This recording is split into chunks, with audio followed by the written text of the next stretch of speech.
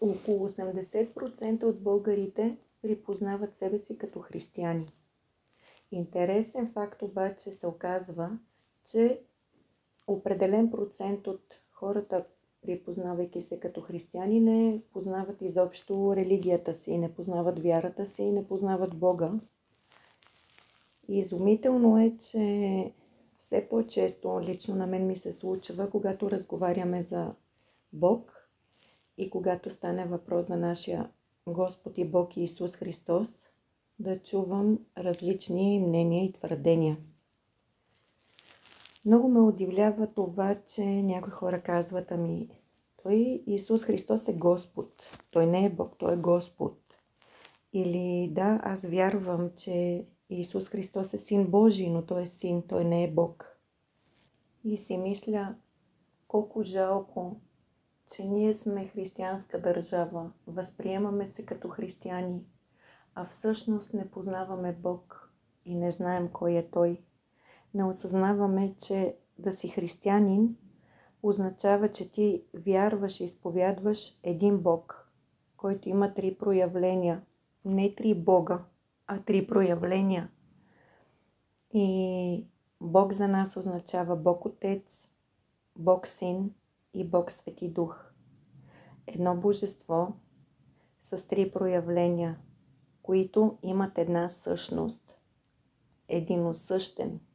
Господ Исус Христос е единосъщен на Бог Отец. Така че Господ Исус Христос е нашият Бог. Ако ти приемаш себе си за християнин, добре е да знаеш това. Ако обичаш Исус Христос и вярваш в Него като Божий Син и като Господ, но не като Бог, значи приличаш на тази ерес от 4 век, която е била осъдена на Първия Вселенски събор, свикан от император Константин Велики, по повод точно ереста на арианите, на един александрийски свещеник, Арий, който проповядвал на хората, че Господ Исус Христос, да, Той е Божий Син, но не е единосъщен на Бог Отец и Той е сътворен, а не несътворен, както е самия Господ Бог. Този еретик е бил осъден на Първия Вселенски събор и неговото учение е било осъдено като ерес. На този събор са присъствали светци като свети Николай Чудотворец Мирликийски, свети Атанасий Велики, които са успяли да се обосноват на база Евангелията, на база Библията, защо Господ Исус Христос е Бог и е единосъщен и Той не е сътворен, а Той е безначален, както е нашия Господ Бог. Той е вечно раждащия се, а Светия Дух е вечно изхождащият от тази същност. Но същността е една. И ето какво казва свети апостол Йоан в Евангелието си, в глава 14. Да не се смущава сърцето ви. Вярвайте в Бога и в мене вярвайте. В дома на отца ми има много жилища.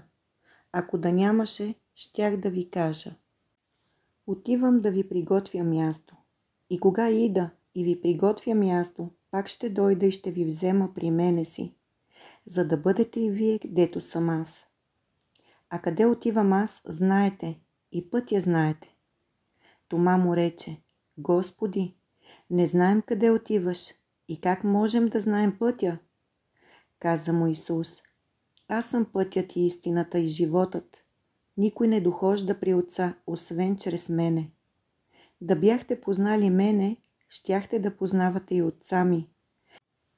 И от сега го познавате и видели сте го. Филип му рече: Господи, покажи ни Отца и стига ни. Каза му Исус: Толкова време съм с вас и не си ли ме познал, Филипе? Който е видял мене, видял е Отца. И как ти казваш: покажи ни Отца? Не вярваш ли, че аз съм в Отца и Отец е в мене? Думите, които аз ви говоря, от себе си не ги говоря, а Отец, който пребъдва в мене, Той върши делата. Вярвайте ми, че аз съм в Отца и Отец е в мене. Ако ли не, то за самите дела вярвайте в мене.